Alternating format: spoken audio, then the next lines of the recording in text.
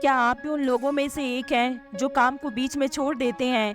क्या आप अपने अंतिम लक्ष्य से भटकते रहते हैं? क्या आपका मोटिवेशनल लेवल बार-बार बदलता रहता है और इसके कारण आप अपने लक्ष्य को हासिल नहीं कर पाते हैं? अगर इन सभी सवालों की जवाब हाँ है, तो ये ऑडियो बुक समरी आपकी बहुत काम आने वाली है। आज हम बात करने वाले हैं एक बहुत ही कमाल और प्रेरक किताब के बारे में, जिसका नाम है ग्रिट, जिसे एंजेला डकवर्थ ने लिखा है। ग्रिट का मतलब होता है धैर्य। लगातार किसी काम को करते रहने की हिम्मत। जितने भी अचीवर्स होते हैं उनमें बहुत अधिक ग्रिट होती है। वे कभी भी संतुष्ट नहीं होते हैं और लगातार अपने काम को परफेक्ट करते रहते हैं। वे जिंदगी में हर हाल में अपने गोल्स को हासिल करना चाहते हैं और उनके रीजन, उनके पेन, अनसक्सेस और फ्रस्ट्रेशन को जीतने की अविश्वसनीय पावर और स्ट्रेंथ होती है। ये पैशन और डटे रहने का एक कॉम्बिनेशन है। ऑथर इस बात पर चर्चा करती हैं कि कैसे कोशिश को अक्सर इग्नोर किया जाता है और टैलेंट की तुलना में कम आंका जाता है, जबकि असल में जिंदगी में जो महत्वपूर्ण है वो है कोशिश करना। एंजेला डकवर्थ ने अपना करियर एक मैनेजमेंट काउंसलर से शुरू किया था, लेकिन कुछ सालों के बाद उन्होंने न्यूयॉर्क शहर में मैथ टीचर्स बनने के लिए अपनी जॉब छोड़ दी। युवा छात्रों को कई सालों तक पढ़ाने के बाद उनकी इस बात में दिलचस्पी बढ़ गई कि किस तरह कोशिश का और सफलता की राह में एक अहम रोल होता है। अपनी इस कोर्स को फॉलो करते हुए उन्होंने साइकोलॉजी में पीएचडी की पढ़ाई की। डकवर्थ फिलहाल एक यूनिवर्सिटी में प्रोफेसर और एक टीईटी स्पीकर और कैरेक्टर लैब के फाउंडर और सीईओ भी हैं, जो कि एक नॉन प्रोफेशनल ऑर्गेनाइजेशन है जो कैरेक्टर डेवलपमेंट की साइंस को लेकर कमिटेड है। तो चलिए हम शुरू करते हैं हमारी आज की ऑडियो बुक समरी, जिसमें हम पहले ये समझेंगे कि ग्रीड क्या है। लेखिका ग्रीड के कॉन्सेप्ट को डटे रहने के टर्म में एक्सप्लेन करती हैं। वो कहती हैं कि सिर्फ आपका डटे रहना ही आपको बड़ी अचीवमेंट की ओर ले जाएगा। कोई इंसान जो हायर अचीवर है वो नहीं जानते हैं कि वो अपने गोल्स तक पहुंचेंगे या नहीं। वो बस ज्यादा कोशिश करते रहते हैं। वो लोग सेल्फ सेटिस्फैक्शन के अपोजिट होते हैं, हमेशा डिसैटिस्फाइड होते हैं। उनके लिए संतोषजनक भी होता है। कोई जिसके पास सच्ची ग्रिड है वो दर्द और फ्रस्ट्रेशन से भी आगे बढ़ जाते हैं। उनके लिए हार मान लेने का कोई ऑप्शन ही नहीं होता है। जुनून और दृढ़ता एक संयोजक उच्च उपलब्धि हासिल करने वाले लोगों को विशेष बनाता है, जिनमें हाई अचीवर्स में ग्रिड होती है। सोसाइटी टैलेंट पर बहुत जोर देती है, जो कि एक नेचुरल एबिलिटी है। टैलेंट को हमेशा एक हीरो की तरह देखा जाता है और ये कि टैलेंट से ही अच्छे रिजल्ट आते हैं। प्रयास का क्या फिर? जब बात रिजल्ट की आती है तो प्रयास भी उतने ही महत्वपूर्ण नहीं है। अगर आप कोशिश ही नहीं करोगे तो आप कहीं पहुंचेंगे ही नहीं। ऐसा लगता है जब कोई भी कुछ ऐसा हासिल कर लेता है जिसके बारे में लिखा जा सके, हम निष्कर्ष पर पहुंचने की जल्दी करते हैं कि वो व्यक्ति असाधारण प्रतिभावान है। अगर हम टैलेंट पर ज्यादा ध्यान देते हैं, हम बाकी सब चीजों को कम करके आते हैं। हम टैलेंट पर जोर देते हैं, इनके कई कारणों में से एक ये है कि हम ये मानना चाहते हैं कि हाई अचीवर्स फिजिकली कुछ ऐसा कर रहे हैं जो हम नहीं कर सकते हैं। कि एक ओलंपिक तैराक एक प्राकृतिक प्रतिभा के साथ पाया जाता है जिसे कोई कभी मैच ही नहीं कर सकता है। ये साफ तौर पर उन अनगिनत ट्रेनिंग सेशंस को इग्नोर करना है जो एक ओलंपिक तैराक कई सालों तक हर रोज पूल में करता है। हम प्रेफर करते हैं कि हम खुद मामूली महसूस न करें और हाई अचीवर्स को एक रहस्य के साथ जोड़ दें। ये विचार कि लोगों के पास कोई जादुई कौशल है, ये इस विचार से ज्यादा आकर्षक लगता है कि हम खुद औसत हैं और प्रयास नहीं डाल रहे हैं। एक मैजिकल स्किल की होने का मतलब ये समझ लिया जाता है कि हम उनकी लीग में ही खेल सकते हैं। इससे उनकी तुलना का कोई कारण ही नहीं बनता है। लेखिका टैलेंट का फॉर्मूला समझाती है। टैलेंट वो है कि कितना जल्दी आपकी स्किल डेवलप होती है जब आप अपना टाइम और एफर्ट लगाते हैं, और अचीवमेंट आपके उन डेवलप किए गए स्किल का नतीजा है जिन्हें आपने सही काम के लिए इस्तेमाल किया है। हमें अवसरों को भी एक योगदान कारक के रूप में अनदेखा नहीं करना चाहिए। एग्जाम्पल के लिए एक समर्पित कोच या शिक्षक होना और अभ्यास कराने का अवसर मिलना भी आपके लिए फायदेमंद ही होगा और कुछ मामलों में ये अवसर किसी भी चीज से ज्यादा महत्वपूर्ण होती है। लेखिका व्याख्या करती हैं कि उनके सूत्र और सिद्धांत के बारे में इसमें कोई भी बाहरी कारक शामिल नहीं है, जैसे कि किस्मत। वो सिर्फ अचीवमेंट की साइकोलॉजी पर फोकस कर रही हैं और चाहिए आपको पूरी पिक्चर न दे पाए, ये जरूरी है कि इस पर ध्यान भी दिया जाए। टैलेंट कितना जल्दी हम स्किल को इम्प्रूव करते हैं ये बिल्कुल मैटर करता है, लेकिन कोशिश का फैक्टर है कि कैलकुलेशन में 2 बार काउंट होता है, ना कि 1 बार। एफर्ट से स्किल बिल्ड होती है, उसी वक्त एफर्ट कौशल को उत्पादन भी बनाता है। टैलेंट या एफर्ट के सिद्धांत को समझने के लिए व्यायाम और फिटनेस एक उपयोगी उदाहरण है। लोग एक्सरसाइज के लिए उपकरण खरीदते हैं, जैसे कि treadmill, running shoes, waiting machine. ये खरीद बहुत अच्छे इरादे से की गई होती है, लेकिन रिसर्च ये बताती है कि 40% लोग जितना उन्होंने पहले सोचा था इससे अपनी खरीदी का बहुत कम इस्तेमाल कर पाते हैं। फिटनेस निर्भर करती है कि हम कितना ज्यादा वर्कआउट करते हैं, लेकिन कई बार ये मुद्दा नहीं रहता है। तकलीफ ये है कि हम वर्कआउट बिल्कुल छोड़ देते हैं, जैसा कि कोई भी कोच या ट्रेनर आपको बताएगा। लंबे टाइम तक किए गए लगातार प्रयास सब कुछ है। कितने बार लोग शुरू करते हैं और वो पूरी तरह से हार मान लेती है। कितनी ही ट्रेडमिल बेसमेंट में पड़ी धूल खा रही होती है। छोड़ना आसान है और ज्यादा लोग प्रोसेस की शुरुआत में ही छोड़ देते हैं। एक इंसान जो सच में ग्रिटी है वो एक दिन में अपना सारा प्रयास लगा देता है, लेकिन ये महत्वपूर्ण हिस्सा नहीं है। ग्रेटी होने में इम्पोर्टेंट फैक्टर ये है कि हर रोज सुबह उठना और लगातार अपना अधिकतम प्रयास देते रहना बिना किसी बहाने के। एक इंसान को जो 2 गुना टैलेंट है लेकिन हार्ड वर्क आधा ही करता है, वो दूसरे इंसान की तुलना में वही स्किल के लेवल पर पहुंच तो सकता है, लेकिन समय के साथ वो बहुत कम प्रोडक्टिव हो जाएगा। जो कोई मेहनत करता है वो लगातार स्किल इम्प्रूव करता रहेगा और इसके साथ ही अपने स्किल का इस्तेमाल भी करेगा, इसे रोज परफेक्ट करेगा। अगर एक मेहनत करने वाले और एक नेचुरल स्किल वाले से ज्यादा मेहनत करता है, वो आखिरकार अपने क्षेत्र में ऊंचे स्टैंडर्ड पर पहुंच जाएगा और ऐसा उनके प्रयास के कारण है, वो कभी रुक नहीं सकते हैं। चैप्टर नंबर 2 है टैलेंट वर्सेस स्किल, यानी कि प्रतिभा और कौशल। टैलेंट का मतलब स्किल नहीं है, हालांकि कई लोग मानते हैं कि ये दोनों वही हैं। टैलेंट एक नेचुरल एबिलिटी है, जबकि स्किल आती है कई घंटे प्रैक्टिस करने की और किसी स्किल को डेवलप करने से।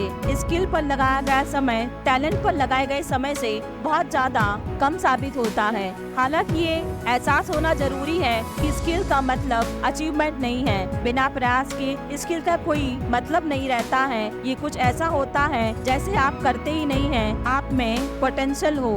एफर्ट के साथ टैलेंट स्किल बन जाता है और इसी के साथ एफर्ट स्किल को प्रोडक्टिव बनाते हैं। चैप्टर नंबर 3 है गोल्स यानी के लक्ष्य। गोल्स के अंदर एक हायरार्की है। अगर आप अपने गोल्स हायरार्की के बिल्कुल निचले लेवल पर देखते हैं, आप देखेंगे अपनी टू डू की शॉर्ट टर्म लिस्ट में चीजें जो आप एक दिन में अचीव करना चाहते हैं अक्सर छोटे टास्क। आपके गोल्स हायरार्की का निचला स्तर आपको बड़े गोल्स की तरफ ले जाने का काम करता है। जितना आप अपने गोल्स हायरार्की के ऊपर ले जाते हैं, उतने ही गोल्स अपने आप पूरे हो जाते हैं। जब भी आप अपनी हायरार्की को विजुअलाइज करते हैं तो अपने हाई गोल्स को एक कंपास की तरह इस्तेमाल करें। ये आपके लोअर गोल्स को अपने डायरेक्शन पर ले जाने में मदद करेगा। चैप्टर नंबर 4 है क्या आप ग्रिड के साथ पैदा हुए हैं। एक सवाल जिस पर आप सभी को शायद हैरानी होगी कि क्या हम सभी ग्रिड के साथ पैदा हुए हैं, क्या ये हमारा हिस्सा होता है या कुछ ऐसा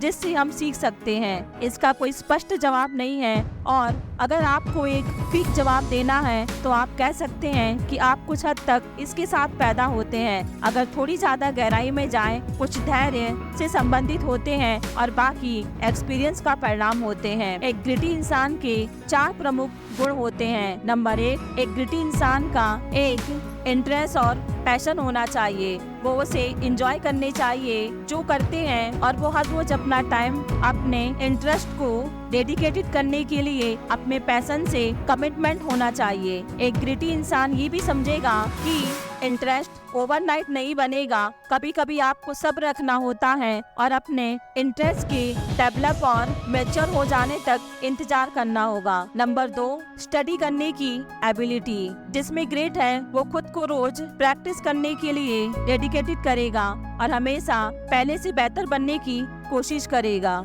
नंबर 3, एक मकसद का होना जुनून के पीछे ड्राइवर का काम करता है। एक ग्रीड वाला इंसान हमेशा अपने उद्देश्य समझता है और वो सोचता है कि वो जो कुछ भी करते हैं वो क्यों करते हैं। नंबर 4, आखिर में है होप यानी कि उम्मीद। एक ग्रेटी इंसान के पास उम्मीद होनी चाहिए। ये दृढ़ता एक महत्वपूर्ण तत्व है। दृढ़ता का ये एक रूप है कि कल से बेहतर आज करने का दैनिक अनुशासन बनाए रखना। चैप्टर नंबर 5 है ग्रेट को कैसे शामिल करें। जीवन में सफल होने के लिए एक बच्चे को प्यार, लिमिट और लैटिट्यूड की जरूरत होती है। एक बच्चा जिसको लगातार सपोर्ट मिलता है, उसकी सब इज्जत करते हैं और उसे हाई स्टैंडर्ड पर रखा जाता है, उसे अपने फुल पोटेंशियल पर पहुंचने की क्षमता दी जाती है। जो माता पिता ये जानते हैं वो अथॉरिटेटिव पेरेंटिंग या वाइस पेरेंटिंग को कर रहे होते हैं, बजाय माता पिता होने की पावर पर भरोसा करने के। जब बात पालन पोषण की आती है तो वो खुद की ज्ञान का इस्तेमाल करते हैं इस उम्मीद के साथ कि उनका बच्चा उनका अनुसरण करेगा और सफल होता जाएगा। बच्चे, खासकर छोटे बच्चे, अपने माता पिता को लगभग आंख बंद करके फॉलो कर रहे हैं। हम एक छोटी उम्र से ही सीख जाते हैं जो हमारे माता पिता करते हैं, किस तरह वो बात करते हैं और रिएक्ट करते हैं। हमारे पास कुछ नहीं होता जिसकी तरफ हम देख सकें, तो हम उन्हें ही कॉपी करने लग जाते हैं। कॉपी करना और अनुसरण करने में बहुत फर्क होता है। जितना हम बड़े होते जाते हैं उतना हम अपने माता पिता के और दूसरे लोगों के एक्शन और बिहेवियर को जज करने में सक्षम होते जाते हैं। इसलिए अगर हम एक्शन लेना तय करते हैं और एक निश्चित बिहेवियर या एक्शन कॉपी करते हैं तो ये एक बेहतर समझ के साथ होता है, बजाय ब्लाइंडली फॉलो करने के। धैर्य को अध्ययन करते वक्त लेखिका बहुत सारे ग्रेटी लोगों से मिली जो अपनी सफलता को अपने माता पिता को समर्पित करते हैं। वो उन्हें एक रोल मॉडल की तरह देखते हैं और उन्हें गहराई से प्रशंसा करते हैं। जो ज्यादा मामले में उनकी जुनून, रुचियाँ उनके माता पिता के साथ अलाइन होते हैं। ग्रेटी लोग सीधा अपने माता पिता को कॉपी नहीं करने लग जाते हैं, बजाय इसके वो उनके काम और उनका अनुसरण करते हैं। चाहे आपके पेरेंट्स सपोर्टिव हो सकते हैं, अथॉरिटेटिव और बुद्धिमान हो सकते हैं, लेकिन वो खुद भी हो सकते हैं कि ग्रेटी न हो। बिना लॉन्ग टर्म गोल्स, पैशन और स्ट्रॉन्ग परसिस्टेंस को व्यक्त और लागू करते हैं। माता पिता बच्चों में धैर्य नहीं भर रहे हैं। अगर एक पेरेंट्स के रूप में अगर आप बच्चों को ग्रेटी बनाना चाहते हैं तो पहले आपको अपना पैशन, गोल्स और स्टक रहने की क्षमता को पहचानना होगा। क्या आप अपने गोल से चिपके रहते हैं और चाहे जो हो उनसे लगे रहते हैं? क्या ये स्टैंडर्ड आप अपने बच्चों के लिए सेट कर रहे हैं या आपके पास लूज गोल्स भरे पड़े हैं जिसे आप अक्सर पूरी तरह से फॉलो करना छोड़ देते हैं? एक ग्रेटी बच्चे को बड़ा करते वक्त आपको खुद को ग्रेटी होना पड़ेगा। आप किसी को वो नहीं सिखा सकते हैं जो आप खुद नहीं कर सकते हैं। चैप्टर नंबर 5 है ग्रेट और स्कूल। कुछ बच्चों के लिए स्कूल मुश्किल है और अनइंटरेस्टेड भी हो सकता है। बच्चों को अपने दोस्त के साथ लंच टाइम में खेलना अच्छा लग सकता है, लेकिन ये मुश्किल नहीं होता है। रिसर्च साफ तौर पर उन बच्चों की पहचान कर लेती है जो अपने रेगुलर स्कूल एक्टिविटीज के अलावा दूसरी एक्टिविटीज में भी शामिल रहते हैं और ऑल ओवर बेहतर करते हैं। ये उनके स्कूल के अंक, उनकी आत्मविश्वास, प्रतिबद्धता और उनकी क्षमता को भी फायदा पहुंचा सकती है। बच्चे अब स्पोर्ट्स और एक्टिविटीज के बीच अदल बदल कर सकते हैं, लेकिन एक आर्ट को मास्टर करने के लिए उस आर्ट के लिए कई सालों की डेडिकेशन लगती है, कई घंटों की प्रैक्टिस लगती है और इसी पर रिजल्ट फायदेमंद होते हैं। अगर आप ऐसे माता पिता हैं जो बच्चों को ग्रेटी बनाना चाहते हैं तो ऑथर हार्ड थिंग्स रूल को